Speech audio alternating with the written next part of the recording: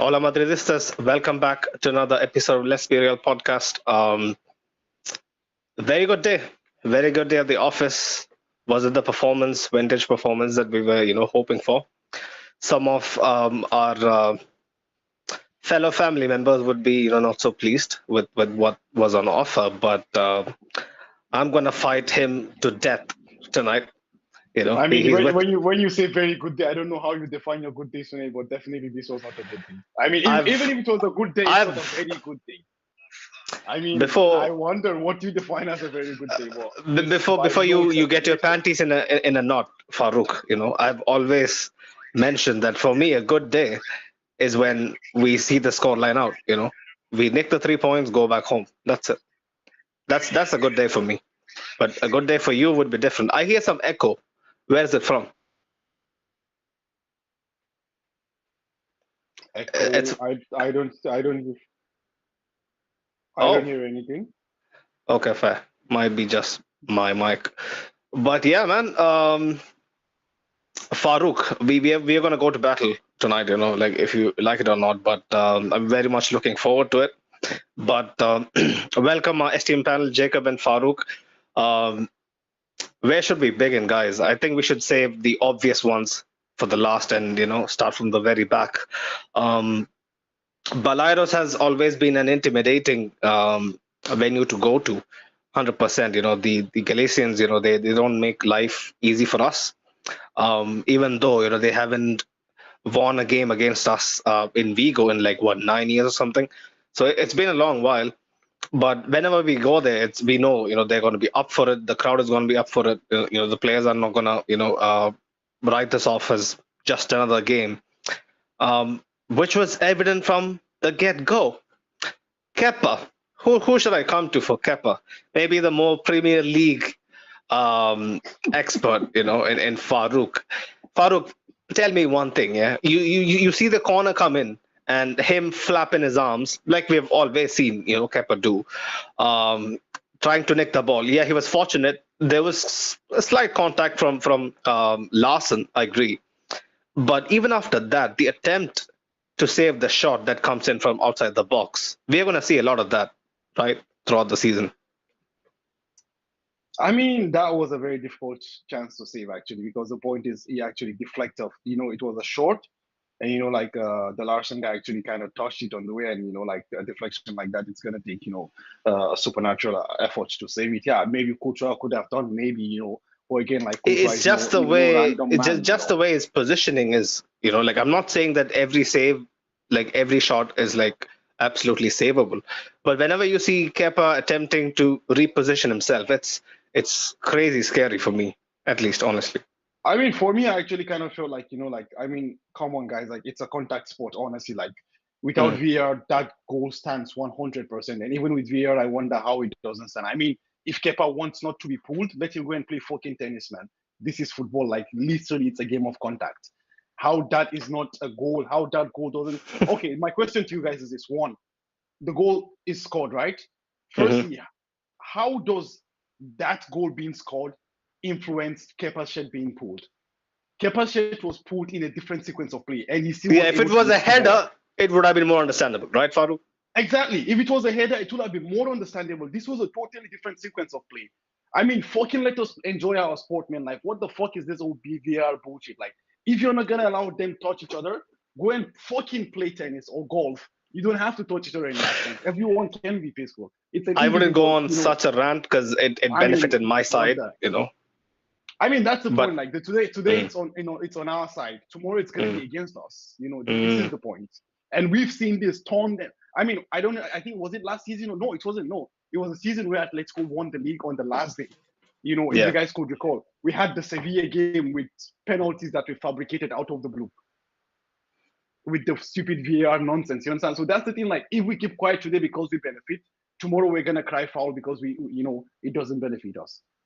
So that's the thing, Mm. man. I mean, what the hell? I mean, come on, it's fucking a contact sport, man. Like, if you wanna do bullshit, go and play golf, bro. We have a few comments, resonating with us. Ashik was saying Kepa gave up a goal. We were lucky that it was called a foul in the build-up. Yeah, Definitely, I was. 100%. I was thanking the heavens, not gonna lie.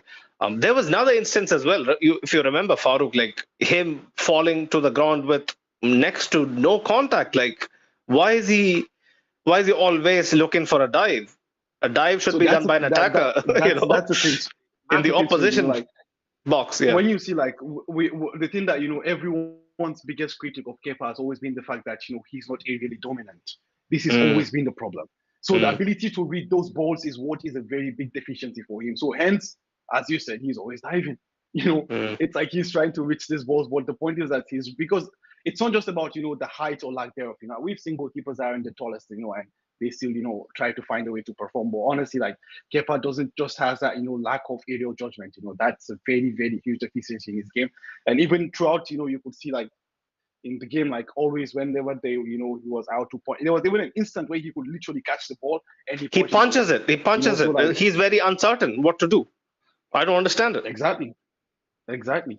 So these are the things, man. Honestly, like those, and I mean, we know that we have always been area of the week defensively and offensively as well. But I don't know how that's gonna work out, honestly. But yeah, man, I think this is gonna be a subject that we're gonna be discussing every single pre-match and post-match, honestly. When I speak to Spanish people, they say he is top 10 goalkeepers in the world. Do you agree? Top 10. Yeah. Oh man, come on. Come on, guys. I mean, are we In watch? what universe, Come man? Come on, on. top 10. I mean, come on, man. I mean, Jacob, there is no fucking universe where this guy is top 10. Come on. I don't understand. But yeah, it is what it is. Um, what else? Dennis was saying, big up everyone, just came back from work, didn't watch the game. How was the game and who was the outstanding player? You know who is the outstanding player, man. Like, we don't need to get into it, but we'll surely get into it. Just, be patient with us. But the game was not so great. Not gonna lie, both teams really canceled each other out. We had some good performances, but no, not really anyone that really stood out apart from who. Ashin Wargis is in the chat. Big up yourselves. He was saying, "I'm not confident with Kepa in goal. Hope he proves me wrong." Same here, mate. I just hope he really, ups his game because one good season in the last 4 years is just not good enough. At least it doesn't provide me with the confidence that Thibaut does. And Thibaut is one in a million kind of goalkeeper in the past, couple of years. It's different, but still, Kepa should be at least giving me the confidence that Diego Lopez used to give me. That's the only thing I ask him. But yeah, let's get into the things, how they unfolded. But Jacob, anything to add on Kepa? No, man. This is the first time that I'm actually seeing Kepa playing. And Hmm. like you guys said, I resonate completely with that. He does not inspire confidence. Maybe I'm just Hmm. used to like the frame of Courtois in goal because he's so tall, Hmm. he can basically cover the majority of the goal. And with Kepa, you just don't get that. He's a lanky guy. He always went down easily. He doesn't seem as commanding as Courtois, so it's gonna take some getting used to. But Hmm. yeah, I'm gonna give him a few more matches to, form a judgment. Yeah, not an easy start. Celta Vigo kept putting us under pressure. But then it like all Carlo sides or all Carlo games that how they unfold. We took a while to actually get into it, but Vinny's dribble past those four people. It might have actually cost him, a couple of weeks or more of his game time. But that in real time, when I saw that, it was pretty impressive. Like how much ease he just took on like 3, 4 guys and left them in the dust. Although the cutback wasn't that perfect, Rodrigo had to work for it. Um, he tried to buy a pen as well, didn't exactly go to plan. Um, But yeah, let's talk about the injury, man. I was I was talking to Farouk, before we came on live that if someone signals to the bench and tells them clearly that it is a pull, right? Um, why would you take a risk, especially early in the season? Farouk was actually telling me some logic, which actually makes sense. I'm not gonna lie. he was telling me, the experts, they know their shit, like, but from an outsider looking in, from a layman's perspective, I was nervous. Um, it's not just any other player. It's Vinicius. He's our sole breadwinner in a sense. Um, he is our trump card. So to see him struggle, I was panicking. Jacob, what did you make of that whole thing, and where do you where do you even go from here? Man, I was kind of on the coach's side. Like, I actually don't expect Vinny to be injured at all. Like, I think it's the first time that Mm, I've actually seen him get injured past that Ajax game that we had in the mm, so many years back. mm. So it felt unreal. I thought he could maybe walk it off as well, or things could improve.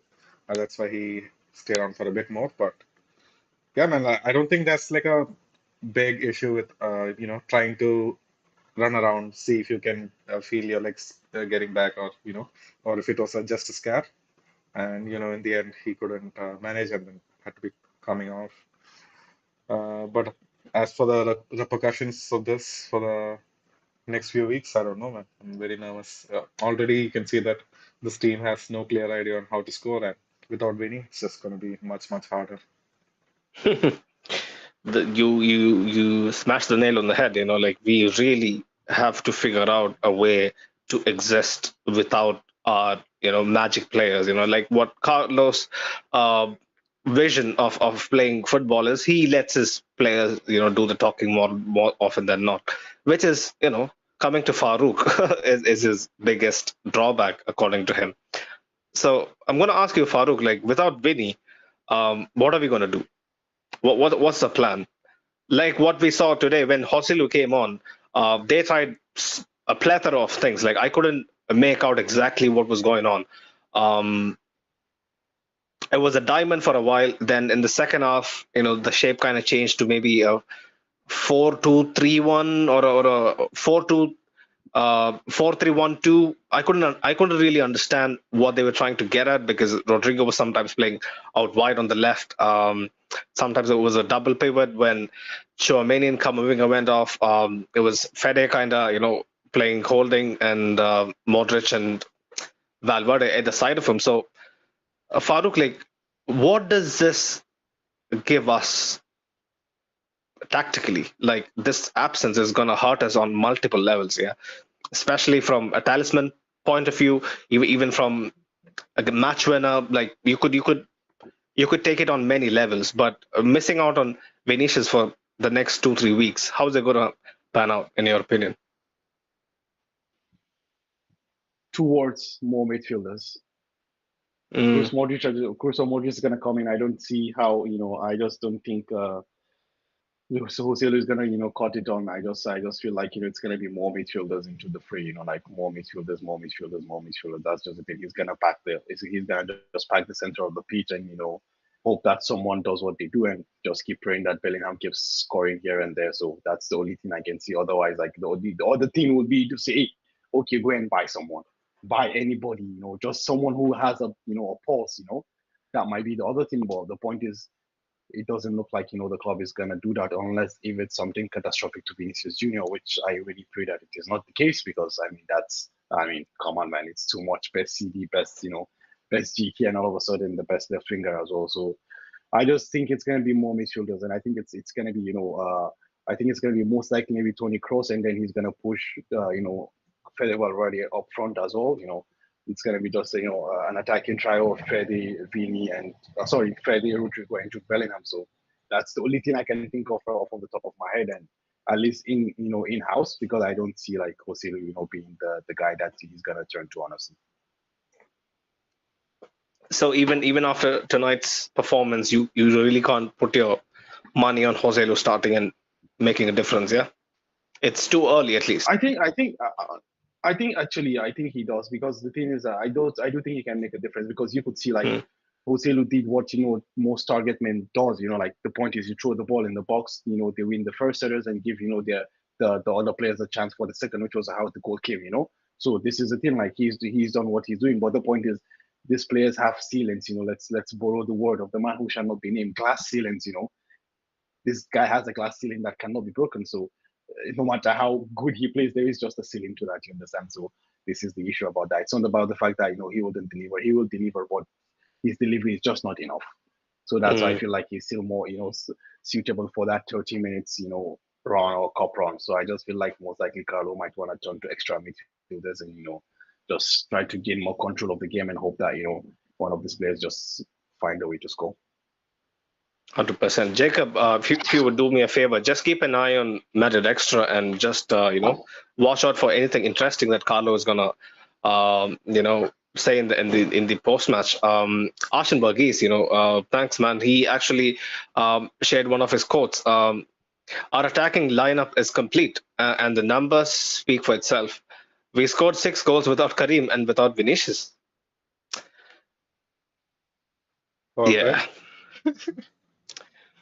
This is diplomat.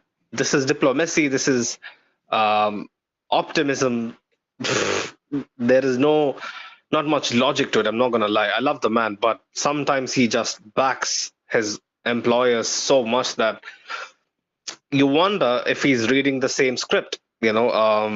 At least Vinny getting a niggle like this would open their eyes and would push their hands, but maybe they are holding their cards to their chest, like what happened with Camavinga, like what happened with Chicharito back in the day.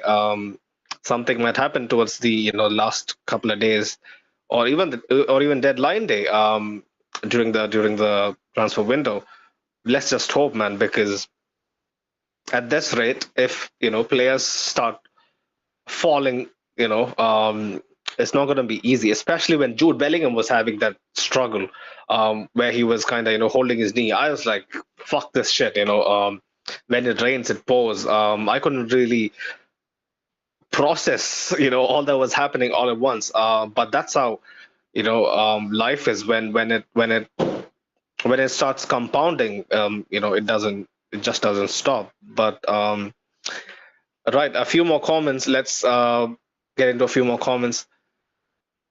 Ashen Vargas writes, Son was saying Bellingham got frustrated multiple times making in between runs and not getting the pass or lobs. 100%. I saw him actually, making a good few runs, but yeah, man, it was difficult for him.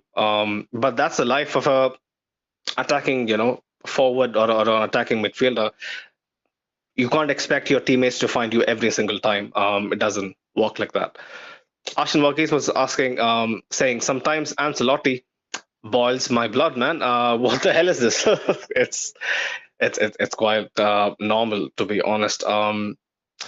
But yeah, Jacob, I want to ask you about how Celta kind of, set up themselves. A very defensive, unorthodox 5-4-1 at times, while defending. Larson basically. He's a striker, right? But he was basically, relegated to midfield, kind of, trying to hog up the middle of the pitch. But even then, the couple of times he had half chances, he really gave us a tough time. Yeah, man. He's the worst striker you can go against with like a very short fullbacks, especially. And he was very physical. He actually led the line well. I'm just glad, we got through it unscathed. But yeah, I was kind of distracted by Carlo Ancelotti's quote. So he said, Vinny Jr. won't play against Getafe, but it does not seem very serious. So maybe a couple of games that he's not going to play, and then he might come back. But then again, this is like a very optimistic Carlo. This might be completely untrue. Oh, Interesting. I mean, but if that's the case, then then the international break comes at the right time. yeah. If he's just going to miss a couple of games, it means he's going to miss one game for us and he's going to miss games for Brazil, and then he should be back to full fitness. I really hope that's the case. Let's see, man. Fingers crossed. That's the thing. Like as a there is nothing. This is just the fear. There is nothing. Literally nothing. It's an abyss. There is nothing. Nothing. There is no one. At least once upon a time, you had people that they were bodies, but like they wouldn't do jack shit. But right now we have nothing. We don't have the This is bodies, just we the don't have thing. the talent. Neither of them. Exactly. We So have nothing. I don't know where to begin, honestly. But yeah, let's just go through the players, I guess. So we discussed Kepa, right? To an extent. Hmm. Vinicius was a non-factor, so he's out. Um, let's start with the back line. Dani Carvajal, resurgent, Yeah, kind of man. inverted this game. My MVP. Honestly, he was my MVP. I mean, actually, I don't know if you guys noticed this, but Hmm. I don't wanna get excited because I know like Carlo doesn't necessarily give that much detail. It's just players trying to figure it out. But I don't know Hmm. if you guys noticed that today Carval, while attacking, was like an inverted fullback. He wasn't playing by 100%. hugging the touch line. He Yeah, was rather playing on the side of whoever the wingers, whether it was Rodrigo sometimes or Valverde sometimes. Valverde, yeah. And like that's really really interesting. Like that's a really really different outlet that if we can work on can actually bring about. Because the point is, if Carvajal Mm, hogs the touchline, who does he cross the ball to? yeah, yeah. We've seen this tons of times. They go there, they Mm, can cross, they come back. mm, You understand? But now yeah. you're giving yourself a different outlet in the sense that rather than crossing, if you're getting Carvalho playing as an inverted fullback, you can get a cut back to your attacker, which I think actually almost happened once, but eventually did not. I think we couldn't capitalize on it. I don't know if I can't remember the sequence, but we couldn't capitalize on it. And there was also the one where Rodrigo passed the ball and the defender just hit it out. So like there are instances of this. So I kind of feel like this is something that could give us a really really good weapon across the season. But then, as I said again, like I'm not too excited because this might just be something that like uh, that might just happen by chance, or like just players figuring it out on the pitch themselves. I don't know how it's gonna be, but I kind of feel like really like as you were saying, like it's a really resurgent Danny Carvalho, and I was really really impressed, by his performance today, honestly. Something is actually really happening to Carvajal. After the whole captain's armband is bestowed upon him. He finds unfound energy. Untapped energy. I might say. Especially that we kind of were missing for large parts in the last couple of years. But yeah, truly happy that he's really coming into himself and really looking like at least uh, some sort of a shade of the old Carvajal. I guess that pretty much sums it up. But the inversion, I don't know how much we would go with it. I think it was brought down by initially, Xavi, who's basically a winger playing at left back, probably to uh, give him couple of things to think about. Maybe that was the intention, but fair enough to say, it really provided a different headache for um, Rafa Benitez. But yeah, man, when I actually saw them in the same frame, the Istanbul, rivalry, the rivalry from Athens as well, Milan, Liverpool, shit. But yeah, it was nice, two old dogs still, fighting at it. Yeah, I just realized how fucking old I am, at this point, but it is what it is. Um, talking about Fran Garcia, Jacob, so he was the guy who was supposed to provide with on his own. Um, Kamavinga basically, doubling up to help him and whatnot. I liked his energy. I always have bigged up Fran Garcia's willingness to, bomb up and down. He's young. He has the athleticism to do so. But his delivery, man, it irks me every single time. Why can't he nail one cross during a game? Why is it so difficult? I don't get it. I mean, I feel like that hasn't ever been a part of his game, man. Like he isn't the one who Mm, can deliver those deep crosses. He's the one who, in that, especially in the trio setup, he was the one who either he went inside, he was the inverted fullback, or hmm. he was the Hmm. guy who did all of those cutbacks. And right now, we just don't have Mm, anyone to cut back to. Like Vinny, when Fran mm, Garcia is going there, Vinny doesn't take the position. Rodrigo is mm. somewhere else or late to arrive. So it just nothing works out for him. But then I feel like it's just a matter of time when until we figure out like what is Fran Garcia good at. Like and the players once they figure out where the cross is going to come. I feel like he's going to get a few assists. We have a few interesting comments, but we'll get into it after we, cover up the back line. Um, who else next? Alaba. I really liked his slide tackle, right back in the middle of the pitch. Basically, made the slide tackle, bombed back up, up the pitch, almost had a shot on target.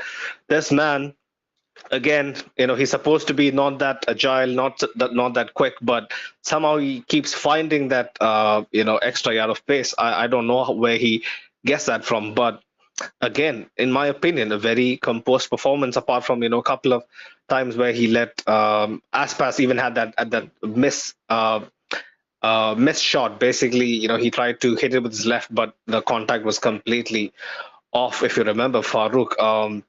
But Alaba, man, anything to add? Yeah, I mean, there is honestly there is nothing, as you said, like it wasn't a world class, performance from David Alaba. But the point is, what you get with him, like at least he tries to bring some composure here and then. Obviously, like as you also mentioned, like that's one thing that is always like it's a peculiarity of our defense, to always have that one brain fart, that one chance, given that something like this. But as you said, like this is David Alaba. Like he's a warrior, he's a season winner, he's a champion. So he will always, bring that to the team. Yeah, I mean, I was it his best ever performance? No, but like I mean, at least it was at least a 6 out of 10. So I think there is nothing big to talk about that. But the only thing is that right now how thin our back line is, I just really pray big today that we go on skate, like either him or Rudiger. The whole goal is just to at least have physical able bodies, at this point in time. Mm, yeah, Alaba more than often, gives out an above average showing. It's just the product basically, living up to its description. That's what Alaba is. You get what is on the tin. But Jacob Rudiger probably, slightly better of the two centre backs, are much more um, highlight reel worthy of a performance. Um, Again, had to really judge sometimes, with basically Carvajal leaving him all on his own. Probably had much more to do than Alaba. He carried himself pretty well. Yeah, man, no complaints. Like I said, I've always been a fan. I mean, since the preseason, I've said Rudiger, Alaba, the combination has looked much stronger than Militao. Mhm, mhm, And these guys, they're very solid, man. Like I haven't seen them put a foot wrong while they're defending, while the team has kept its shape. It's only when in transition that you just see that these guys don't have it all figured out. But mhm. they look very, very solid right now. The only gripe I would have is like maybe his ball distribution in some areas. Like sometimes, I mean, it's not really a thing that we should Mm. be worried about. But then I was told that Kepa was a much more of a ball playing goalkeeper, and then I just don't see that yet. His punt into no man's land almost gave up a goal, right? In the Yeah, second half, I think. yeah, in the second Mm, half, and he didn't really distribute the ball well. Like, and it does not help if Rudiger also does the same thing. mm, He mm. puts the ball out of play, so. I don't know. Like that's the only tiny little like setback that I would see like playing Rudiger, but he's been really solid so far. Mm. Yeah, I've no idea, man. Like traditionally, at Chelsea, I used to find him, super composed in, in a three at the back. But when he kind of had a couple of off months, like I used to have no confidence when I used to see Rudiger. But ever since, the latter few months kicked in, he has really transformed himself, and I think he has found that zone in which he knows now that with Militao's injury, he's gonna be completely 100% relied upon, so that he has the backing of the entire coaching staff and the fans, to actually step up and deliver. And I think he's thriving, at least for this moment. Fingers crossed, of course. Um, right, that's pretty much the whole backline covered. Let's get into a few of the comments. Right, Ashik was saying earlier, Danny made one massive mistake. but dug himself out of it when he tried chesting the ball to Kepa from another planet while Celta had their player right in front of him. I've seen Danny do that so often that, yes, it is a heart in your mouth moment, but he just pulls it off with ease. He doesn't even break a sweat. When you look at Danny, I expect his facial expression to change a bit, but he's least bothered. It's like nothing ever phases him sometimes. But yeah, he takes ample risks, 100%. Son was saying, oh, Ancelotti scored basically. Vinicius won't play against Getafe, but the injury doesn't seem very serious. Yeah, Jake was alluding to it earlier. Madrid TV, big up yourself. He was saying Danny Carvajal has been very good today, but can't see him being fit the whole season. Has been, the story of post peak or post prime Danny Carvajal. But even if he won't be actually, completely fit throughout, Tumelto's season, towards the crunch period, he usually somehow, restructs himself, becomes fucking Undertaker and, yeah, does his thing, man. Don't ask me how. Even, even during this year, earlier in the year, like I didn't have any hope that, Danny would step up, but yet again, he proved us wrong, Um, Yuri is in the chat. Big up yourself, Yuri. Nice to see you again, man. He was saying, what do you guys make of the comments Ancelotti made where he said that the team is complete? Do you think he's legitimate or do you think it's some sort of a strategy? I would come to you, Farouk. He has no bias towards Carlo. Why do you think Ancelotti is the coach of Real Madrid? Because they expect him to make comments like this because he is the ultimate gentleman. He will never say that shit, He might be feeling a stab in the back of his chest, but he'll be like, yeah, I'm fine, don't worry, we will do this, That's the guy he is. Like, he's the ultimate gentleman. This is the point, so whatever he says, just so that this is someone who is trying to be polite, someone who is trying to be nice, but obviously that's not the case. I mean, we all know, like, it's a fucking jack shit squad, I mean, what are we talking about here? It's gonna take something. I mean, yeah, the first 11 looks really good, but away from that, there is nothing.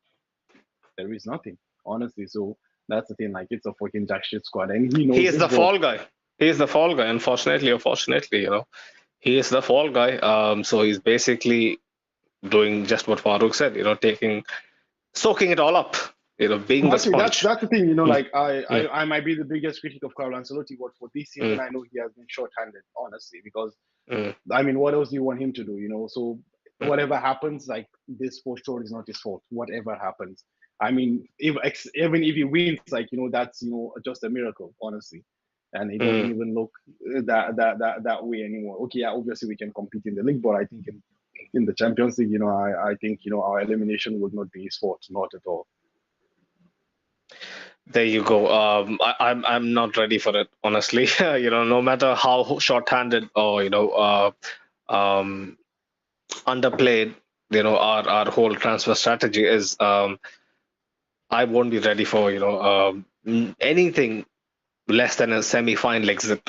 If that's the worst, in the Champions League. You're gonna have the same exit similar to the one last year where you had boys against men, like literally you're playing and you could play for 5 years and you don't even know what their goalkeeper looks like. So that's the thing. Like, I mean, if you're fine with that, then we're gonna have something similar this year as well. Some people are just delusional, when I tell them against City, you saw us get thumped.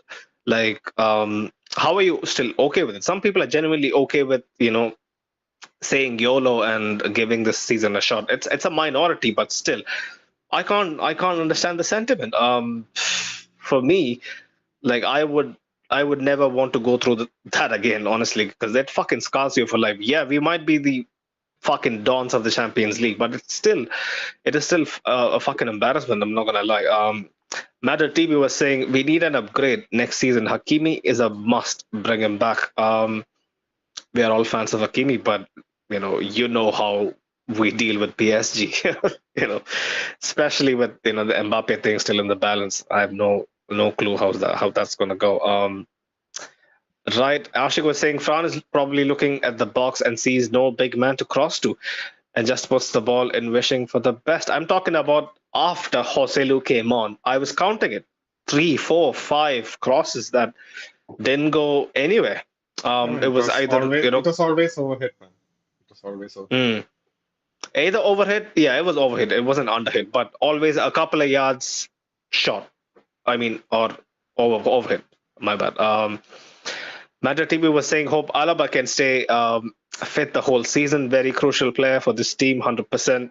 He brings more than just tangibles, we always have only good things to say about Alaba. Right. Ashik was also saying, David Alaba's defending is plain and simple, operatic. I guess by that you mean it is pretty, rudimentary and easy to notice how, calm and composed he is because he does the simple things right, most of the time. Ashik was saying for all the stat lovers, Joselu had an assist and Kepa had a clean sheet. They must be two of the best 3 players today. Oh my God. Okay. Yeah, assist is no hat trick though, Hajik. Unfortunately, your jersey is gone. Right. Oh, the Galatasaray Haji one, yeah. You can keep dreaming, Ashik. Probably the Copa del Rey, Farouk. I would advise you to take some leave. During those early rounds, especially round of 32 and shit. Sun was saying we'll be tested against Girona. When is Girona? After the international break? Or is that a joke? No, I think I think it's just more of a joke because I think Girona is not anytime soon. Maybe I'm mistaken, but I don't think it's anytime because I know we play Getafe. I think then we play it's an international break, and I think we come back, we play Sociedad. If I'm not mistaken, we play the derby, and then we have a home game, something like this. So yeah, I don't think it's Girona yet. All right, Mel was saying, just wish I could understand the transfer strategy. The transfer strategy is basically take no risks. The striker market is pretty fucked up. You can't deny that. Like you can't just not pay attention to what's right under your nose and admit that the range of strikers that is available on the market or who are actually gettable at this point are not exactly elite players. Like even United took a fucking gamble on Rasmus Højlund. Let's see how that pans out. But and that gamble cost them 75 to 80 million euros. This is a fucking joke.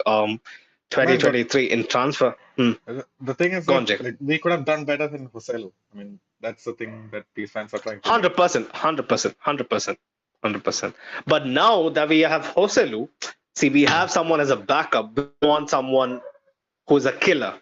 Now to get a killer would, demand anything, above 60, 70 billion. That's my point. If it wasn't for Joselu, we could, even though Joselu was free, if Joselu didn't exist in the picture, like I think it would have been a much more organic buy. But now, especially so late, and people know that we are so desperate. Obviously, people knew that we were desperate, after Karim left. But it's even more of a, it's even more of a problem right now. Jacob, your dogs are going crazy, man, outside. Can you hear them? Oh yeah, I can hear them. I muted myself. They're having a fucking party, so yeah. Mute yourself, okay? That's the thing, though. Like I keep mentioning this guy's name, but I just wonder why we didn't go for him. He was free as well. Thuram was on the market from Mönchengladbach. Thuram, yeah. And I mean, honestly, like when we look at him, like he's totally. Was Thuram free? Was free. His contract. Inter paid some fee, no? If I'm not mistaken. He was free. The contract was fuck. Right. And Thuram is a fucking hold-up player. I saw the game at the weekend. Thuram is a fucking good hold-up player. I saw him at France. I saw a couple of games from Mönchengladbach last year. Like Thuram was fucking good as a holder. Okay, obviously, yeah. Karim Benzema is a different level. Harry Kane is a different level. But at least you need someone that can bring others into play. And as Sunaid attested the other time when I asked this question, even today you can see, Joselu is not the player to bring anybody into play. He's someone just lump the ball in, he will head it and hope that someone is there for a second chance. But this isn't how we play, you understand? This is not how we play, honestly. Like there were people that were better than Joselu as options on the market. But we just went for him because obviously the wages are cheaper and all this, he's also homegrown, former Real Madrid and all these kind of things. But that's the thing, like they were very, very better options on the market, honestly, that were affordable, but we just chose not to go for them. So, I mean, it's really sad. Like, and honestly, the point is, will I pay 70 million for Vlahovic or Rasmus Højlund? Fucking no. Why should I? There is no point. Let's just keep doing what we're doing then, because we're just gonna sit here and keep insulting them until the end of the time. So let's just wait for the guy to come, But that's the thing. Like, if you're gonna go for a low level gamble, like at least find something that can give you value. I mean, in the past we've had Chicharito for a while, Once upon a time we had Klaas and Huntelaar as well for a while, We've gone for those kind of, even we had Adebayo for a while as well, And whether you like him or not, like Adebayo won. Who is in that realm, Farouk? Like that's my question, right? In the realms of Chicharito and Adebayo, who is that player that you can? That's the name I just gave you now. I told you like there was Thuram available for a free. Thuram, yeah. You could have taken, okay, you're gonna pay him the wages, but he's a free transfer, and he's someone that he's not gonna come to Real Madrid and ask. Was he an out-and-out striker? He was a wide forward, no? Thuram. He was a 9, man. He was a 9 that could play on the wing as well, man. But he was a 9. I mean, he was those. I mean, okay, now I'm gonna say this, and people are gonna say he's comparing him to Thierry Henry, but I'm not comparing him to Henry. He's those kind of Henry style players who like start on the wing, drift through the center, and something like this. Or but they're number 9s. But there was a reason why nobody was super keen on him. I've always heard people saying that he is not particularly good at anything. I mean, he's not a good goal scorer tonight. I agree with that. But the point is, he can bring other people to play. He's a very hard-working striker. So these are the things. It's not that I'm not asking Thuram to come and score me 30 goals a season. No, I'm not even asking him to score 15. I'm just asking him to be the presence there. You understand? To bring other people into play. This is the point. Like right now, like when you get a player like Vlahovic, I haven't seen Rasmus Højlund, so I can't say anything about him. But the point is, when you see players like Vlahovic, like these are not those guys. Do you want to spend 70 million on a player like Vlahovic? Hell no. I know the market has changed. Like the demographics of the market has changed a lot. Right now, we see, even bench players costing 40, 50 million. Gonzalo Ramos. I mean, he's pretty good, but 80 million good? I don't know, honestly. Right, let's get into midfield, man. Who should we start with? Tchouaméni again, quietly another good performance. Had the responsibility to basically, do multiple stuff, especially, with us missing Vinicius. It was kind of all over the place for him.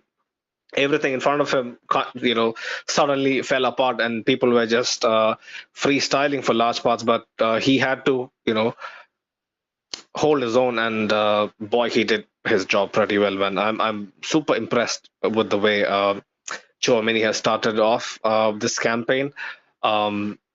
Jacob, I'm gonna come to you, man. Aurélien Tchouaméni, slowly and surely, living up to his billing. Yeah, I mean, you could testify to that, how good he has been so far, because I actually felt sad that he was taken off and then Toni Kroos came on. So that's how good he was, and especially that filthy Rabona that he had was so close. If it had just been a little closer, like that would have been a really nice assist. But yeah, really love what I've seen from him so far. He has a nice connection with Camavinga. We actually feel secure with him on the pitch, and then immediately when he comes off, like Tchouaméni, he can't be shaken off the ball, and he's not never gonna give up and then just go and dive and lose the ball, like Toni Kroos can do sometimes. So with him on the pitch, we just feel way more secure now. Yeah, completely agree, man. Like we were actually speaking about Tchouaméni, like me and Doris, we were saying, the less we speak about Tchouaméni, the better. Because if we speak about Tchouaméni too much on a particular day, that means that his invisibility clock basically was off, and he's out there for everybody to see. This way, Tchouaméni is doing. We should be seeing him like putting in shots just like Valverde, because we need to get the goal somewhere, and I feel like Tchouaméni has a really good shot as well. So but he has a much more of a deeper role, right, Jacob? Definitely. At this point, he's not fucking Seedorf, bro. Like, yeah, we would want him to do that, but he's not Seedorf, to shoot from fucking 35 yards and. That's all. I mean, I've seen this from actually Fern and Mendy as well. Like these guys have actually really Mm, good shots, but they never mhm, actually showed. Xiaomini takes a shot, mm, but he's been very unlucky. It's either the post or the mm, fucking keeper who saves it always. Yeah. mm. It's more. Don't you think it's more down to how the modern teams are, man, to play it safe, play it safe, play it safe, play it safe. You know, Yep. Fran Garcia took a shot and Joselu lost his fucking minds. Did you see that? Like he was like, "Fuck this shit," you know. I'm gonna, I'm gonna substitute myself. So nobody wants to take a risk, man, these days. So don't be surprised, that Chouameni doesn't attempt a shot. I agree with you. Like he has a venomous shot. I'm not gonna lie. Um, Kamavinga, Farouk. Yeah, I actually felt like today was a very much more complete performance of Calvino, like what I saw, prefer more than what I saw in the previous game. And actually, Mm, seeing that, I really share similar sentiments with Jacob in the sense that, like, I was really, really shocked to see Camavinga come off. me I too, was totally 100%. shocked to see him Yeah. come off because I kind of feel like this was the guy that was trying to make shit happen, man. Honestly, you Farouk, if I know, may interrupt you, like when you see the panning shot of the bench and you look at Luka Modric and Toni Kroos's faces, it's a face of resignation where they know these guys are completely benching us for the season. Just goes to show. honestly, I mean, I couldn't agree more with you, Sinead, on this point. Honestly, Mm, like the point is, mm, right now I am not filled with confidence. A lot of teams in this team, but one thing I do see is the way our midfield like operates, man. Honestly, it's like an mm, engine. mm, Really, I mean, mm, it's like an engine that has fluid in it because like it's liquid, so like it can take any shape and any form that you want it to be. On it because like you see, as we pointed out earlier, like Frank Garcia goes up or goes missing or like he's something, you see this time it's Camavinga. The next time it's Valverde. The next time it's Jude Bellingham. You go to the other side of the pitch as well. It's the same thing, You go on the right side or, or on the right side of the attack with Vinicius, Sorry, on the left side of the attack with Vinicius, it's this guys. You go on the right side, it's this guys, Like they're just all over the place trying to get shit done. And I think that's one of the reasons why, we haven't seen, more of we're seeing very, very more matured and better performances from even, Orion Chouameni as well. I genuinely believe that, this midfield and also given the age profile of the midfield, I do believe that, it's at least it's been very interesting to see, the interchanges and, the way they understand and the way they execute, the positional play, honestly. Like, I mean, I'm really, really impressed with them. Kamavinga, man, like that one tackle that he had, basically looking away and sliding. Man is so effortless in what he does, man. Like I honestly, Sunil, the thing with Kamavinga as well mm, is that it's not just mm, even that, like, you can actually sense the maturity in his game as well. If you could, 100%. I mean, it was just 18 months ago, 12 months ago, where we were like, okay, like, Kamavinga should not start. Not because he's not a good player, but because of, his rationale, his discipline, like, it's totally lacking. You understand? But now you're looking at, situations where, like, Kamavinga is getting fouled, he's just picking the ball, let's keep going. He's not even looking at who fouled me or, I'm not on the floor or, trying to make a force of shit like that. He's not jumping into tackle left, right, and center. He's reading of the game. Honestly, I do believe, like spending. I genuinely think this is the effect of Tony Cruz. Honestly, I think spending Mm. time with Tony Cruz on him has actually improved his game reading a lot.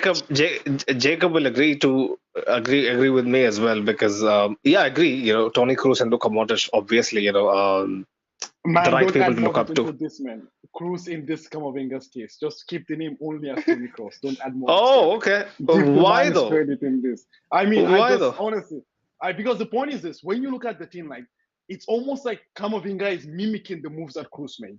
I don't know if you Okay, guys noticed fair, that. fair. Yeah, Like, yeah. They play on the left, so obviously, that's the thing. They but play on the left, yeah. but like he's trying to mimic that move, like falling in Mm, between two center backs, being between the left back and the other center back. Like those kind of moves are moves that we've seen Cruz make time and time and time again. So this is mm. why I actually say like I feel like this might be, I just feel like this is more of the influence of Tony Cruz and Luka Modric No, and I was Camavinga. thinking about the about his memes going viral. Like Jacob can attest to that with me.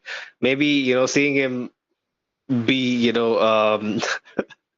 basically replacing someone's hearts, kidneys and all that. That actually even going in goal, that kind of puts added pressure, and maybe he's rising up to the needs, standing up to the pressure. I think, yeah, man, Kamavinga, I think has really blossomed, in the last couple of years. His first year, he only had like six games where he kind of started. That's mad to think, like how far he has come along the way. Kamavinga is truly, along with Chouameni, gonna dictate how our season is gonna go, because it's gonna depend on our midfield, and these guys are going to have a massive say in how our synergy is. Basically, it's not Jude Bellingham, it's not Fede Valverde, it's Chouameni and Kamavinga.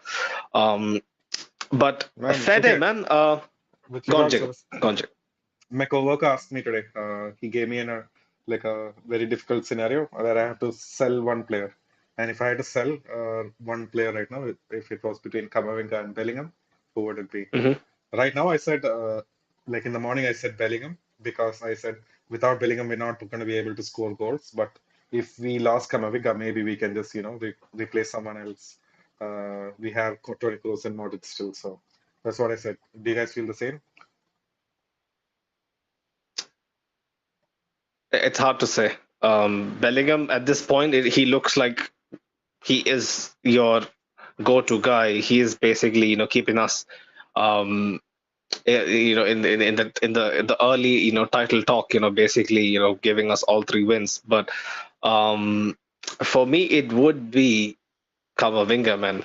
I can't deny that, because his versatility is a huge plus. He can slot in anywhere and just look like he has been playing there for a while. I don't think Jude Bellingham can slot in left back and do a job. No, no chance. Man, Ancelotti hasn't tried that yet, but yeah, let's see. Probably. That's not out of the equation, 100%. But Fede Valverde, another nice showing. Not gonna lie. Had a couple of shots that last season would have ended up at the back of the net, or at least pulled out a good save from the keeper. But he seems to be not catching his shots right recently. But his work rate is insane. How he basically makes opposition defenders think that, oh, he's basically running into a cul-de-sac, and boom, he's off. He drops a shoulder, he's off. You know, I think Fede has truly embraced his midfield responsibilities. In a 4-3-3, I feel that sometimes he gets found out too quick, but in a diamond, he has enough cover, enough quality around him to make his best traits stand out so much more. Farouk, I don't know if you agree with me, but Fede this season has been really, really good. And definitely, I totally agree with you because I said, like, like the thing is that Mm, what we play right now, it mm, suits just only two people, Bellingham and Fede. These are the two people who enjoy the most what we play right now. Because, mm. like, as you said, like, this allows, like, because, yeah, obviously, we know, like, sometimes Fede already also has a bit of indiscipline, but the point is his work rate tries to make up for it. But now the point is, with the midfield four, even if you're a bit undisciplined, you understand you have three other people doing this almost the same job as you are. You understand? So hence, like that cover is there. But honestly, like as you mentioned, his scoring boat is a bit lost. I don't know why that is the case, but I know maybe it's because Bellingham is playing much more advanced, and now he's also playing a bit behind. Other than as he's been playing the last couple of seasons. But I believe he's gonna find that boot again because in that chance where Bellingham, had a loose control and he shot, I really, really expected it to be, Oh, that was on that was target. a close one. Close one. I really expected it to be on target, but unfortunately it was off target. So, it just reinforces that fact that, he's missing his scoring shoes. But I do believe that, this formation is really, really working for Fede. And although he's not scoring, but honestly, we can see because as we thought it for the past three match days, like Fede has been really good, which means that, the system is really, really working for him, honestly. Absolute lie by. Last year, basically, he had periods where it didn't really work out for him due to multiple reasons. I just hope that he maintains this trajectory and really builds upon what is looking like a very promising season from Fede. Um, Again, just like what Farooq said, he elevates this midfield into another level. I could say that about each one of the four guys. It's super complimentary. Um, right, man of the match for me. 3 back-to-back match winners. Jude Bellingham, 100 million fee. Farooq would say one should expect that, from Jude. But I'll come to you, Jacob. A much more positive outlook, on the situation. Um, how do you, where do you classify Jude Bellingham's performances, man, this season? For me, it has to be up there with one of the best starts to a club career in La Liga history, probably. Yeah, and people are saying it was just stats-wise, it's a better performance than what Cristiano had when he came here. That's mad. I can't fucking believe that. Cristiano had some injury issues or something early parts of the 09-010 season, if I'm not mistaken. But Yeah. even then, Jacob, like when you actually deep it, like it's not normal. Yeah, he's just been there right now. He's in a hot run of form. I hope this doesn't end anytime soon. Because today, I wasn't sure it was his best performance in the last 3 games. No, Just 100% no. it wasn't at all. But I would say he was the best attacking player. He was always there trying to make things happen. Sometimes things didn't come out because his teammates had a different idea. But yeah, right now he just can't put a foot wrong, man. I feel like. And I The just hope. combination, the understanding that he has with the midfield, with the attackers, it's seamless.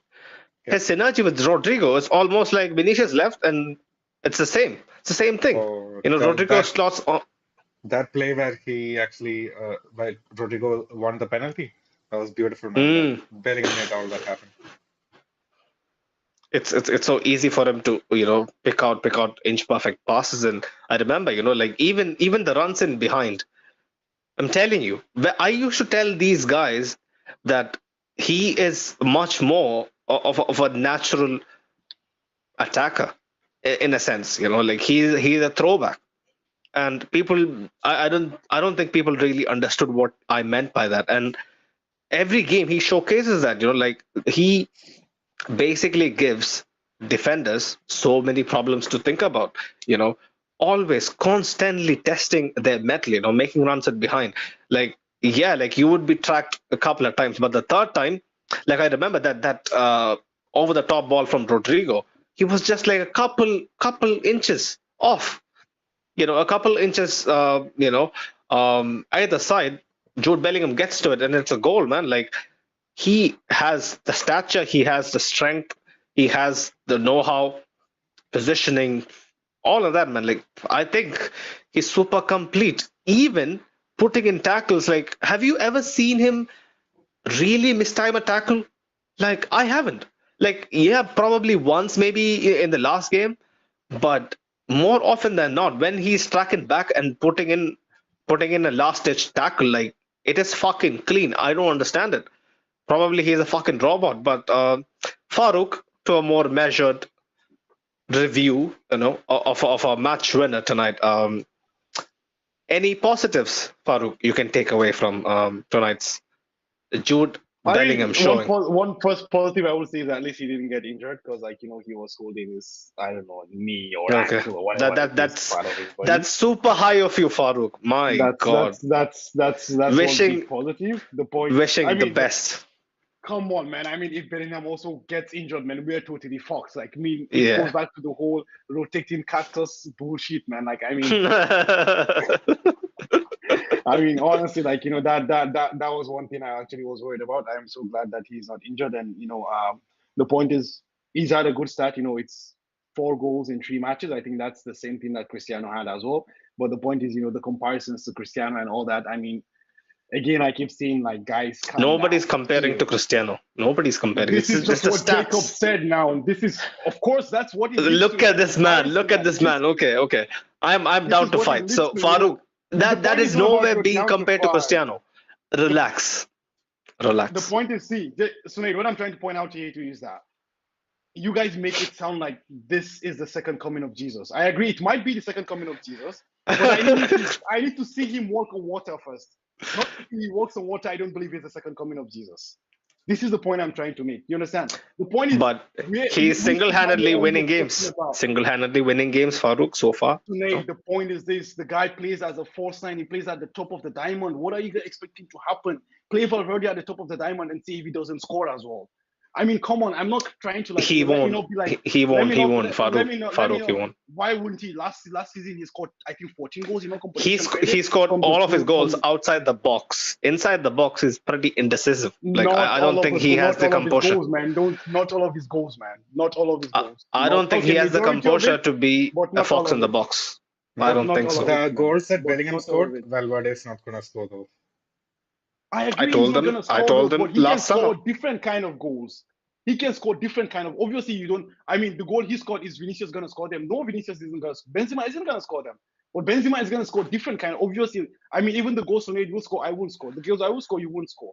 The players are going to change. What I'm just trying to say right now is this: the point is this: when you build up someone so big, it's easy to break them down. But the point is, if we take measured approaches to this, let this guy do his thing. Let Farouk, him nobody. So you literally just said now he never puts in a wrong tackle. I mean, what? I don't know, man. I honestly, I'm just not on the hype train. The point is that Jude Bellingham. See, he might have made a couple of England. He was the captain of Borussia Dortmund. He was fucking voted the best player in Bundesliga last year. Were you expecting him to come and just, become the next Frank Garcia? What were you guys expecting? I don't know. But bro, there is something called acclimatization. Settling into a different squad, different country, different league, different pace of the game. All of that, no? Doesn't it apply to Jude as well? Not for a 100 million player, man, unless you're in the English Premier League and you're buying music for that. Okay. Not for a 100 million player, bro. Not for a 100 million player. You'll never learn. Name me a 100 million player Real Madrid bought and ask him to acclimatize. Just name me one 100 million player that we bought as a team and ask him to acclimatize. Well, this is a rare case. He's 19. Like, for you, the age doesn't matter. I know. God, man, 19. The guy was fucking captain of Borussia Dortmund, man. What 19 are you talking about? Borussia Dortmund, the average age in Borussia Dortmund. He's starting for England, man. What 19 are you talking about, man? Come on. Was Saka captain? Saka wasn't captain. Man. Rooney is once in a generation player. Man. Rooney is once in a generation player. Jude Bellingham. What do you think Jude is going to become? Jude also is going to Jude is truly, bro. Jude. This is the path he's going on. What the fuck is this guy on, man? Honestly, I'm getting fucking pissed, bro. Understand? Rooney was playing in Everton, in his home ground, in his home turf, right, with his own crowd. Jude is fucking in Spain, man. Wake the fuck up. He has to acclimatize, has to settle in. I don't know what. Name me a 100 million player who came to the club for acclimatization. You buy a player like Camavinga. You buy a player like Camavinga and ask him to acclimatize because why? He's not played enough. Jude had played 3-4 seasons at Borussia. He had played one full season at Birmingham. He had started at the World Cup. What acclimatization are you talking about, Sunay? I mean, unless you're the Premier League team who plays 100 million for Madrid, people with much more experience has struggled to actually settle in. Take the pressure off this shirt and, excel with it. Players like Isco took a long while to get into the stride. What's different with Jude Bellingham? I'm just comparing him with his peers. I'm not looking at his price tag. Of course, he has experience. Right now, Isco did not come to Real Madrid with the fanfare and the reputation that Jude Bellingham is coming to Real Madrid with. Really? He was the golden boy of Malaga. He was the golden boy of Spain, of under 21 Spain in Malaga. That's the point. Okay, I feel like it's not going to be about the acclimatization for me. Like, Farouk, do you think he has exceeded expectations right now just for the first 5 matches? I think he has. First 3 matches. Yeah, he has exceeded expectations. Yeah. Yeah, I think that's what the point is, right? Like, we did not expect he would fit in like a glove. So the point is this. See, what I'm trying to point here now is this. I personally today felt this was Jude Bellingham was the worst of the all four midfields on the pitch, you understand? He scored a goal, he became man of the match. But the point is this, I personally feel like we have to call a spade, because the thing is this, when we build up Jude for this kind of situations, you understand, and you hype him all up, when they bring him down, they're going to bring him down so hard. That's the point. They're going to bring him down so hard. Why is Kamavinga enjoying what he's enjoying now? Because Kamavinga showed that he can do it on the worst nights ever. We were down. Everything was down. Kamavinga changed games after games after games. What I'm trying to say here is that I'm not saying that Jude will not do it or he will do it. What I'm saying is that when the moments come, when it matters for the team, this is when it comes to April, May, June, you know, those days. We need Jude to come to the fore. I hope you hold your hand up and, you know, basically admit that you were wrong. Bro, just like you did. I am the biggest fan of Kamavinga here. When you guys came and started hyping him, I said, no, I need to see him perform. He performed, I gave him his flowers. I think you can attest to the fact that if the guy performs, I will give him his flowers. Right now, he's performing. But as I said last week, I'm not here. We didn't buy Jude Bellingham 100 million to come and score, to come and win the match against Celta that we've already won for the past 10, 15 years. If not for Jude, we would be sitting here talking about a draw and Barcelona basically catching up. And so, leagues are not won or lost in August, bro. You know this much more better than I do.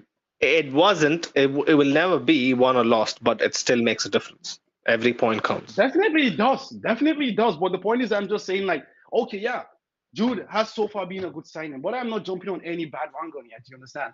The hype train, no. When it comes to the games that matter, we are just loving what he's doing.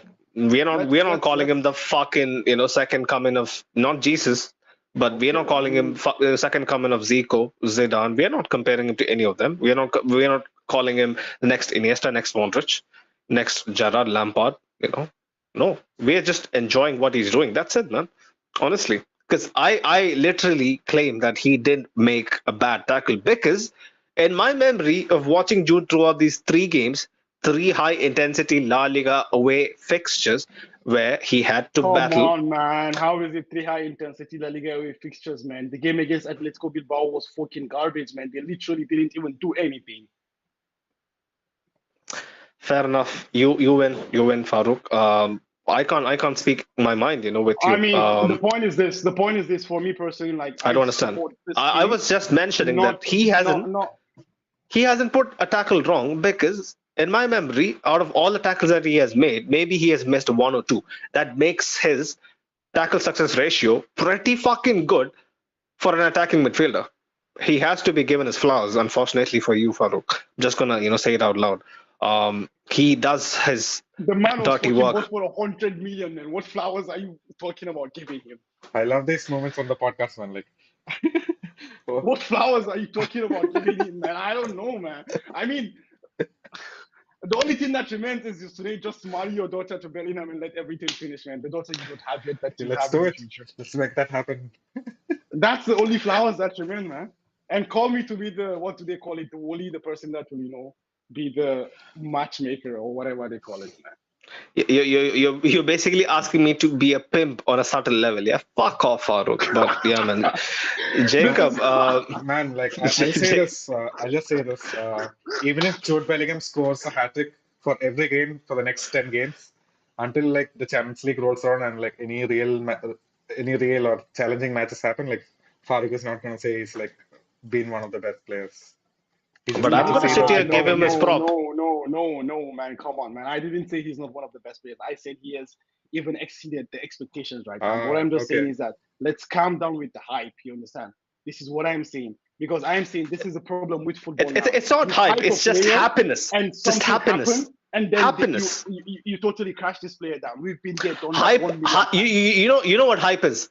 Wake the fuck up, you know, fellow Nigerian. Yeah. Okay. You know what hype is? What's hype? Jude Bellingham for Ballon d'Or, or Jude Bellingham is getting Pichichi, or Jude Bellingham is going to be, you know, our player of the season.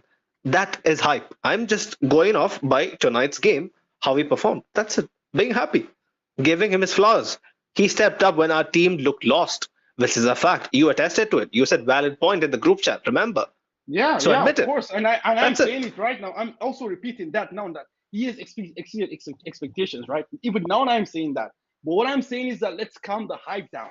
Because the point is, there are going to be times that he doesn't score this goal. There are going to be times that he doesn't do this performance. Today was supposed to be a day like that, but you saw it wasn't easy. That header wasn't easy. Joselu basically knocks it on, and he has to fucking be Mr. Fantastic and stretch his fucking neck into the next realm to reach it.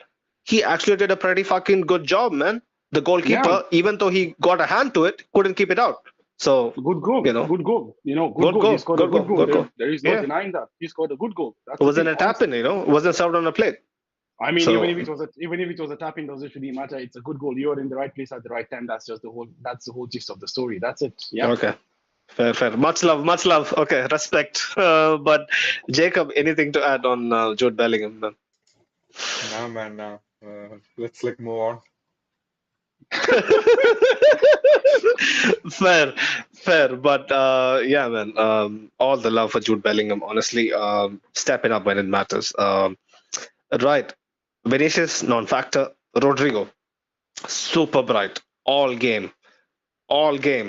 Never put his head down. Always attempted to do something out of nothing. Honestly, best attacker today, in my opinion. Like he really. I honestly, I just the goals will start coming as well. But really, 100%.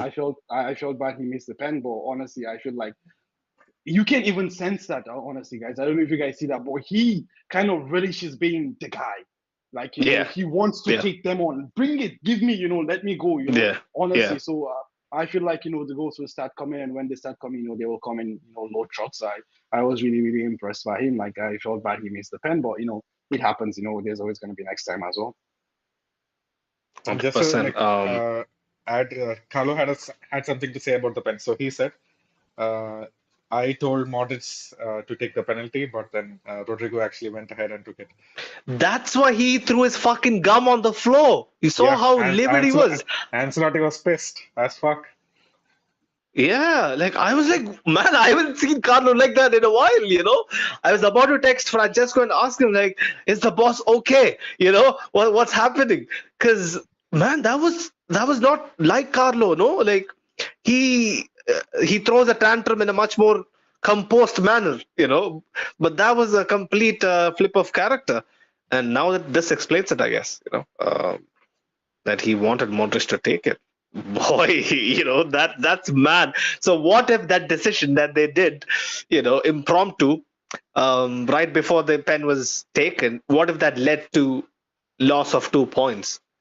Heads would have been fucking, rolling, on the way to would have Madrid. Been taking penalties again for at least this first half of the season again. He won't be taking. I don't think he'll be taking any penalties, for the near future. Good for him. He needs to work on it. Even though it was struck with good venom, easy save for the keeper, bro. Easy height, perfect height. I mean, this was his first miss in I think 6 attempts for Real Madrid. So it's not like he's been missing a lot. So yeah, and I think that it just goes to show the amount of trust also the team had in him, that Luka Modric is allowing him to take, although he has been instructed to pick as well. So because these guys train together, so for sure they see something, they know something there. Because let's not forget, even before Vinicius was the designated taker this year, last season when Benzema wasn't there, it was also Rodrigo who was taking penalties as well. He was taken interchangeably with Luka Modric. So I do believe that there is something there, the team has confidence in him. But as I said, things like this happen, even Benzema missed 2 pens in a single game. So stuff like that will happen, and you just have to move past it. 100%. I was super disappointed. I wasn't gonna blame him. Maybe I would have blamed him, if we drew the game. Me, even though I love Rodrigo, if there was points dropped tonight, I wouldn't have been, nowhere near having any sympathy for Rodrigo. But now, I think it's fine. He just shouldn't take penalties for the near future, and let someone else take until he gets an opportunity if Modric is not on the pitch and stuff like that. But Ashik is a good shout here. Alaba for penalties. I've seen Alaba take pens, and he's pretty decent at it. Why not give it a shot? I think at this rate, probably it might end up there. Because Carlo is going to be the next time someone is playing eeny meeny miny mo for pens, you're fucking out of the team. So I think it'll come down to Alaba either way. But yeah, man, Rodrigo kept trying every fucking trick in the book, bet bare, man. Sometimes the final ball was a bit off, final shot was a bit off. I even mentioned it in the chat, I saw Francesco screaming from the bench, like he basically bet like 3-man and skied the shot. I couldn't fucking believe it. Like he couldn't even attempt to, test the keeper, but Rodrigo was super bright. Jacob, anything to add? Rodrigo Goes. Yeah, man, like he has a technique, he has a composure. It's just a matter of his luck improving, and then once he finds his form, he's gonna be banging in the goals. Mm, fair. Jose Lu, our hot topic for today, the reels. I hope listeners saw the reel from Madrid, where people had so many insane takes on how Joselu is gonna work out for us or not gonna work out for us. If you haven't already, please do check it out on our Instagram and also on YouTube as well. The full version is on YouTube. I think the short is also on YouTube. Yeah. So YouTube, Instagram, you can find it everywhere. Twitter, Facebook, all of that. So yeah, even I remember this young kid. He has so much confidence in Joselu's ability. He was like, "We don't need a striker." I don't think so. He was pretty fucking stern in his opinion. But Farouk, I'll come to you, man. Joselu, how was his performance? Crucial assist. Yeah, man. I mean, yeah, exactly. That's the thing, like this is what Jose does, just slump in the ball and he's gonna, win those headers and at least, give the other players a chance to come into the play. So the point is just about, who's in and around the box. This is just the question that, we have to keep asking, and that's what we actually like right now, because our team is used to playing with not someone knocking the ball down, but rather someone bringing others into play. You understand? This is the reason why I think playing with Jose might be a bit difficult. And I mean, all back to you guys' point earlier in the sense that, I mean, we saw Frank Garcia a lot of time unable to hit those balls, to give him a chance. So this is something as well we also need to get used to playing with him if this is the way we are gonna go. Because at least from what we see so far, we are made to understand that this is a plan B. You understand? But honestly, like what we saw from Jose today is what he will do. You understand? But the thing is, I don't know if you guys noticed, but there was a lot of times where he was drifting out wide. The point is, Yeah, Jose he's used the he should be in the center. But that's the thing. So like, then nothing is coming to him. That's the thing. He has to go and serve people as well. So this is the problem actually. So because Jose he's used the source in the channels, and he goes there and gets the ball in the channels, and most of the time he loses the ball as well because this is not what he does. You understand? So like those situations, where he tried to create the assist for for Jude's goal, and there are a couple of times as well where he knocked down the ball and stuff like that. This is what Jose does, honestly. But I think we need to learn to play with him, because let's not forget, like, it's been a long time since we played with a target man like this. This is just the truth. We've always played in a different way, so we need to learn to play with him. But the question now becomes, are we gonna play with him or are we not gonna play with him? But yeah, I mean, this is what I expected from Musero. Obviously, Ashik was expecting a hat trick and a Hagi jersey afterwards, but all of them is in smoke right now. Man, he's still expecting a hat trick, so he says Joselu hat trick next Saturday against Getafe. Against Getafe, of all people, Jose Bordalas? Come on, man. Come on. But it's at home. They don't have their powers away, man. Away from home, Getafe, they don't really have their juju. So you never know. I mean, don't worry, Ashik. Our bet is still on, man. As long as Joselu gets a hat trick in a La Liga match, like, your jersey is on its way, bro. Farouk, it's a big risk, because he'll have some foreign teams. Oh, in La Liga, yeah. Okay. I mean, the point is to make, if Joselu is scoring a hat trick, it means that we're on a roll, man. So I'm gonna be happy out of ecstasy. I'm just gonna buy the jersey at that point and send it to him. Fair play. Mean, it's entertainment business. If I get entertained, I can pay for that jersey, man. It's fine. Fair enough. Mel is in the chat. He is saying, does Joselu get time to settle in? Jacob, do you wanna? No, so Nate, the question is to you, man. You're the one who is a preacher of settling in, no? Oh, okay. Oh, fucking hell, man. This guy doesn't give me a break. Okay, fair enough. So, in my settle in meter, Joselu, doesn't need any fucking settling in. He's Danny Carvajal's, brother-in-law. He takes us to the same pub. Has the same fucking paellas. He'll be fine, man. He'll be fine, bro. Joselu should be fine. for me at least, I think the amount of game time he's gonna get early parts of this season, brought down due to Vinicius's, unforeseen injury niggle. It's gonna help him out a lot confidence wise, because just like what we saw people in Madrid, speak about how some of them are uncertain about Joselu, we are, kind of, similar to how they think as well, because we have our reservations about how much he can step up. And this would be kind of no pressure, nowhere else to turn, no other option, go and do your thing kind of scenario. I think it's going to bode well for him, 100%. But Jacob, man, Joselu, Yeah, people, I mean, he can take like 10 matches and if he like maybe scores 5 goals this season, I think we'll still be mhm, happy, man. He's just here to replace Mariano. He's not here to replace Benzema. So mm, he can take all the time he needs to settle in. mm, Actually, Jacob, I kind of have this feeling. I don't know, maybe you guys will agree with me personally. Like, I feel like, Joselu might come in much more handy, when we go deep into the competitions, like, I mm, mean, for example, you're nil-nil, away in a Champions League round of 16 tie, like mm. bringing on a player like Joselu, for one of the midfielders, like gives you that extra body that at least, helps to create a bit of chaos in that, within And two then the centre box, backs yeah. and exactly, and gives players like Vinicius and Rodrigo the chance to. I mean, he most likely wouldn't score, but like, I mean, he will kind of have a negative impact on their defense and hence, a positive impact for our team kind of influence. Maybe this might be something. I don't know why. I just kind of feel like this might be something He's that, a big man. He's like 6'4", exactly, man. wide He's a really shoulder, big man. Yep. He's a So really big man, man. So I feel like that might be he can, something that yeah, might come take in handy. 100%, 100%. Take off some attention from, our wingers, basically.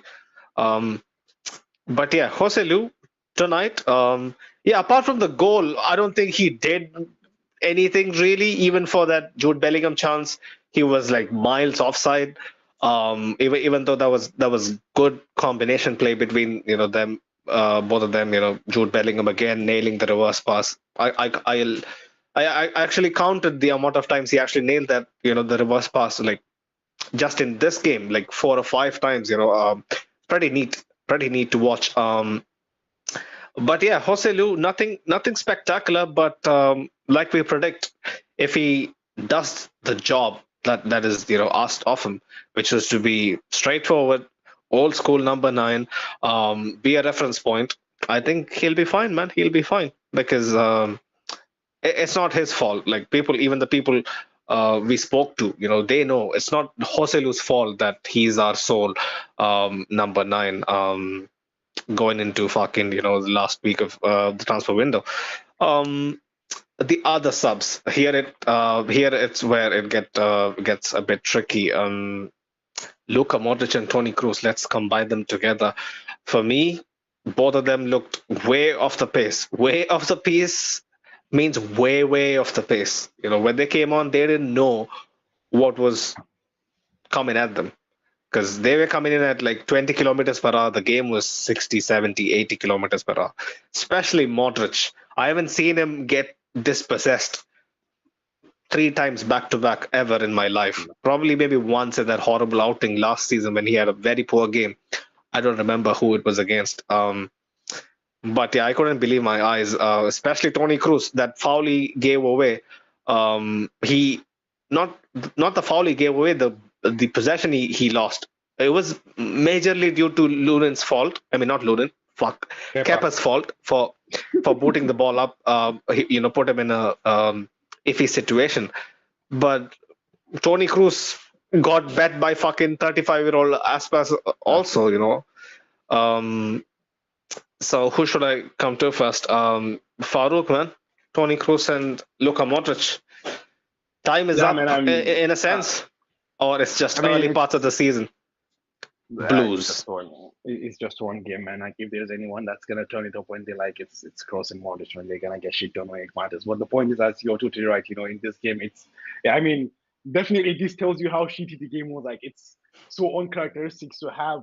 Okay, yeah, I know Tony Kroos. Like almost every game this season, it's always been like that. He's always gonna be that one iffy moment all the games he's played. But I mean, for Luka Modric, like as you mentioned, like the amount of times he lost. I mean, it's not even just losing possession. Like he was like as you said, like he was on 20 kilometers per hour, but the game was like 1,000 kilometers. He was like so far off it, and like I mean, honestly, I also was shocked. And obviously Toni Kroos was also like relatively bad Match as well. rhythm is a real factor, right, Farouk? I think you're right. Actually, that's also something and that's really really important as well. But I think the target for the team is to try to firstly try to let the youngsters gel, and then bit by bit let these veterans also get their game time eventually, because we know like it's a passing of the baton season. We know everyone is going to leave at the end of the season, so at least this is what we hope. At least the man at the top leaves at the end of the season anyways.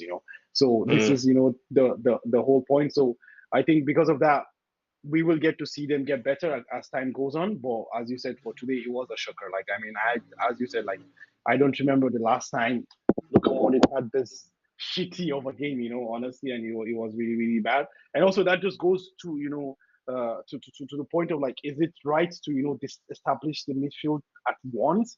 Because thinking of Tchouaméni and Camavinga at once, I kind of feel like that was also a very huge risk. Obviously, like you're bringing on Kroos and Modric, but as you said, the rhythm of the game is also important. So like maybe taking one off and then waiting 15 minutes to bring the other one on as well. Maybe that might be a better option. But I think taking two people off and putting two people on at the same time, maybe that might be also one of the factors. But I feel like even the rhythm of the game was gone, and obviously they weren't also in sync as well. So yeah, but am I worried about that? Not necessarily, because if there's any two players that I will not worry about turning top when it matters the most, I think it's Kroos and Modric. 100%. Jacob. Yeah, man, like I totally agree with that. It wasn't okay. I'm not gonna like nitpick on why they lost the ball or whatever. I'm just gonna say like this was the wrong substitutes to bring on at that point of the game. I felt like at least. Mhm. So Carlos actually asked about the subs, and then he said, "I did not bring on Brahim because I felt like it would take away from the balance of the game." But in any case, in the end, like football is a funny game, and in the end, Toni Kroos was the one who actually put in the corner and Pre-assist, yeah. got us a goal. 100%. Yeah, Toni Kroos kind of, redeemed himself a bit, I think, at that point. But Brahim, man, can we talk about him? Like, why is he invisible? I don't get it. But where is he gonna play? This is the question actually right now. At least for today, like the team was already kind of weird. Like I mean, because when you look at the after Vinicius went out, it kind of became a two striker still, but like just with one winger and one striker, no other winger. So the point is, unless you're gonna take a midfielder off to give a 4-3-3 system, I kind of feel like playing with Brahim will actually disrupt the balance to what Carlos says. Actually, I think for this game, that's the thing. But I feel really bad for the man. Like, he should get some minutes, at least some minutes. That's the thing. Like, where will he get? Because honestly, like, the problem with the team right now is that it's so, I don't know how to say, like, it's so weird. Like, the formation right now, like, it's still something that people are trying to figure out. So I kind of feel like, experimenting with players like Brahim, is gonna, I don't know, maybe disrupt the balance of the team, because you can necessarily play him in the two strikers, you can necessarily play him in the midfield, so that kind of brings that, like, what can you do? Like maybe you want to play him at the top of the 10 by taking off Jude. This is also something, or maybe taking off someone and asking Jude to slot into the midfield as well as an 8 or something like this. So this is, these are the questions that like they just have to figure out. But again, it's just 3 games into the season. Obviously, I do believe that he will have a role to play sooner or later. Brahim and Nico Paz, I really want to see them more often. Especially Nico Paz got registered into the first team. There was someone else who also got registered into the first team. I can't remember now. Hugo Duro? Hugo Duro, not Hugo Duro. Hugo Duro left the team years ago. It was Hugo Dotor, left, right? Yeah. It was Dotor here, I think. Yeah, Dotor. Not Dotor. I think Dotor left, bro. Dotor left for Celta Vigo. What? Oh, no, yeah, that's true. Yeah. There's someone else. Maybe was it the keeper Diego Pinero or somebody? No, man, it was There's one more person along with. I'm mixing it up. Fucking hell. Right. It was Nico Paz and one more person who got actually registered with the first team for La Liga. I don't remember, but Nico Paz, in my opinion, should get ample game time to prove himself. He's a real talent. There is a reason why he's getting called up to senior Argentinian games as well. So to like what I said, to actually take some load off. Oh, Marvel was registered. Was it Marvel? Okay, so Ashik got it right. I think it was Marvel. But The center I'm not back. 100%. Okay. I'm not 100% sure. Marvel isn't anything extraordinary. I think he'll be asked to step up whenever needed and be decent. But Nico Paz is the guy. Is the guy that I think everybody truly understands that there is something special. Um, but yeah, man, I think that's pretty much it. Any other subs that we are missing that we didn't cover? Nacho. Oh, Nacho was decent. Had a brilliant tackle right in the middle of the pitch. Yep. Again, magic of the armband, I guess. But Nacho didn't really look out of place when he came on. Adapted to the pace of the game pretty quick. But I guess Nacho is super, efficient at stuff like that. But yeah, like I hope he gets a little more minutes. At this moment in time, it's a huge ask, but to give some rest to our back line, I think Nacho should get some more minutes, especially after the international break. Um, but yeah, anything else to add, people? Yeah, That's pretty much it, yeah. I think. Yeah, that's pretty much it, man. Nothing. Right. I guess that is our post-match slowly coming up to a wrap. Um, important announcement. The link is in the description. We have been nominated in two categories for the Football Content Awards, Best International Podcast and Best Club Content Creator International. If you guys haven't voted already, it's a humble request to go vote for us. Last year was the first time that we actually got nominated, but we were just starting out, so obviously we didn't even get a podium place. But this year, um, on top of a podium place, we have an actual real possibility of winning an award in either one of those categories. So if you haven't voted already, please do us a favor and show some love for all this tireless slog that we have been on for over 2 years. This consistency comes at a price, comes at a lot of price. So if you guys can show us some love, it would be super great. It's super easy. Just tag us in the comments, mention at Let's Be Real 1902. It's super easy. This event is attended by some top football delegates, including ex-coaches, ex-players, top journalists like Fabrizio, you name it. It's a pretty high-profile event. So apart from all the UK football podcasts and the MLS podcasts, we would be really put on the map, if we manage to snag an award at this event. So guys, if you have voted, tell your friends, tell your friend to tell a friend and get us a couple of additional votes if you can. Also, audio listeners, as a humble request, if you haven't already, head over to Instagram, go over to Football Content Awards, and yeah, vote for us, man. The link is in the YouTube video description as well. Shout out to our partners on Instagram, Real Madrid Committee. Go check them out. They're on a brilliant fan page. Shout out to our audio listeners who always keep sending us feedback, how we actually aid them on a gym rep, on a morning run, night drives. We are basically available everywhere. Last week I mentioned we are also available on Amazon Music. It was a new addition to our long list of streaming services that we are available on. Also, another friendly reminder: we are less than 200 away from. I think we are only 130 away at this point, away from 1K followers on Spotify. If you haven't already, please show some love and. Yeah, guys, watch out for the preview. Hopefully, Thursday, our usual slot, Thursday, Wednesday. We'll schedule it and let you guys know ASAP.